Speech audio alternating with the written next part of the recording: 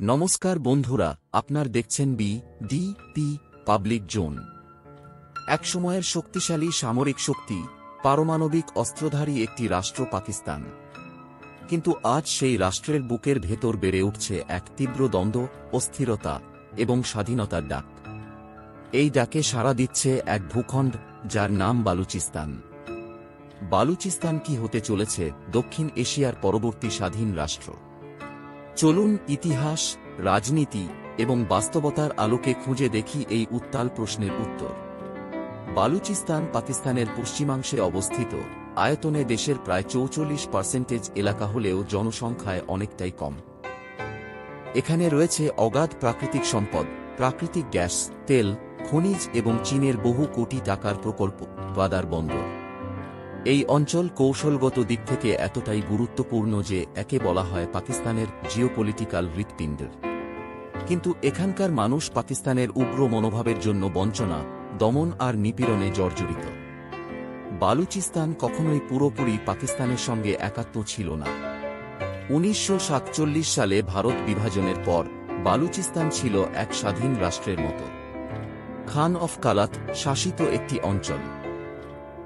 ১৯৪৮ সালে পাকিস্তান বাহিনী বালুচিস্তানকে জোরপূর্বক অন্তর্ভুক্ত করে পাকিস্তানের সাথে।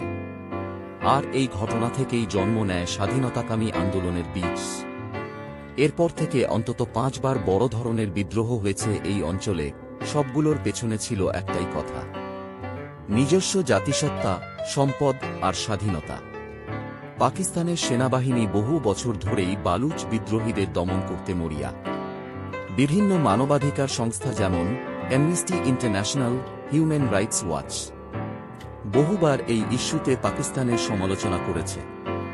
অসংখ্য বালুচ অ্যাক্টিভিস্ট আজ প্রবাসে, কেউ ইউরোপে, কেউ ভারতে। তাদের একটাই দাবি, স্বাধীন বালুচিস্তানের। বালুচিস্তান ইস্যুতে আন্তর্জাতিক মহলও একেবারে নীরব নয়।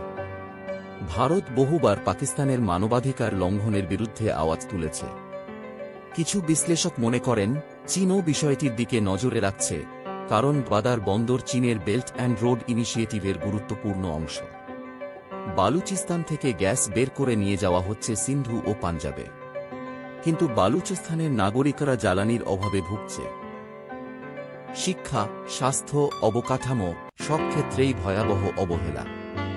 পাকিস্তানের সামরিক ব্যয় বাড়ে, কিন্তু বালুচিস্তানের স্কুলে নেই বই, হাসপাতালে নেই ওষুধ। এই বৈষম্য একটি প্রজন্মকে আরও বিচ্ছিন্ন করে তুলেছে। Baloch liberation army, Baloch Republican army, free Balochistan movement, এই গোষ্ঠীগুলো কখনো কখনো সশস্ত্র হামলাও চালিয়েছে পাকিস্তানের উপর। বর্তমান পাকিস্তান শুধু বালুচিস্তান নয়, আরও অনেক অভ্যন্তরীণ সমস্যায় জর্জরিত। এই অবস্থায় বালুচিস্তানের বিদ্রোহ পাকিস্তানের জন্য এক টাইম বোমার মতো, যে কোনো সময় ফেটে পড়তে পারে। তবে পাকিস্তান এই অঞ্চল ছাড়বে না, কারণ এটি কৌশলগতভাবে খুব গুরুত্বপূর্ণ। বালুচ বিদ্রোহীরা এখনও ঐক্যবদ্ধ নয়।